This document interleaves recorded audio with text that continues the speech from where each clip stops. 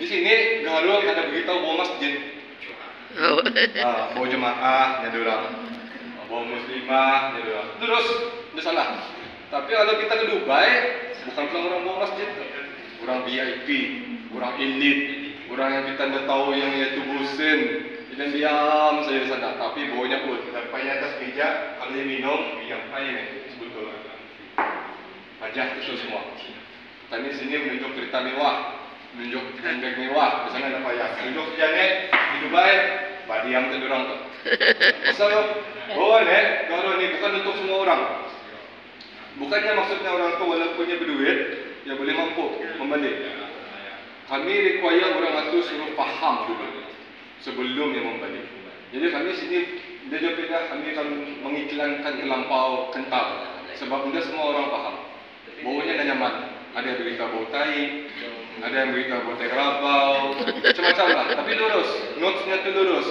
Kalau dalam industri perfume, kami galar bau fecal ataupun bau animalic. Tu lah, tu antara dia punya profil Gaharu yang original asli. Tapi kalau yang injek, itu memang bukan saja baunya konstan, tapi baunya tu macam indah. Ada bezanya sama yang perfume yang lain, sama saja. Tapi harganya sama aja pernah lebih. Jadi kenapa anda tanya indah pengalaman yang benar-benar diam, yang asli, yang paling penting dari tanah kita tadi sendiri. Okay. So next, this next, random. Okay, macam mana ya? Once sudah kami melihat pokoknya itu, kami identify isi dah. Jadi maksud isi ini, bukan ini dah, bukan yang putih ini. Ini dah. Hitam. Yang ini dalam 50 kaki ni. Yang besarnya macam tiangan ni. Isinya 2 putingan di sini. Menabang tadi yang 2 hari.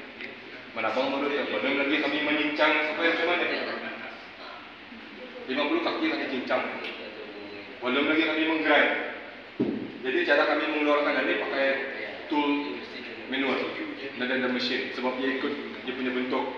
Contoh, ada bentuk macam mana, dia ada dalam mana. Sedikit nampak tu macam BCD hanya yang keluar tu. Tapi mau dikorek, mesin dalam tu ya. Jadi keluarkan ada. Ini ada shape yang lain.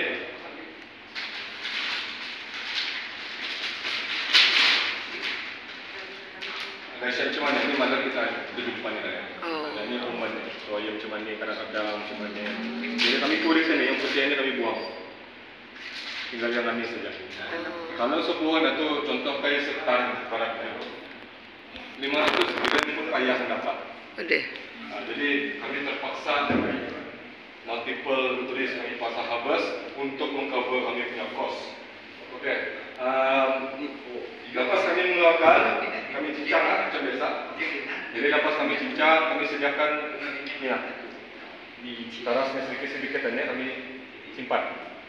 Kalau yang ini sedikit saja. Jadi ada semua.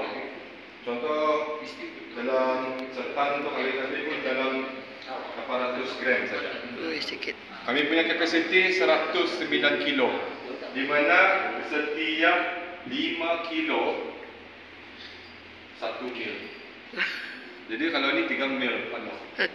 Jadi dia punya barang kayu dalam 3 mil aja 15 ke 20 kilo. Waduh. Berapa pohon tu ditambah? Itu orang betul lagi tu. Jadi tak kalau sekiranya orang untuk mau betul rasa macam mana? 12 mil kali kelima 60 ke 70 kilo dalam satu botol ni. Itu di sana tu orang dari kayu cost. Ada mahal lah. Yang paling priceless yang kami dah dapat kira, tapi itu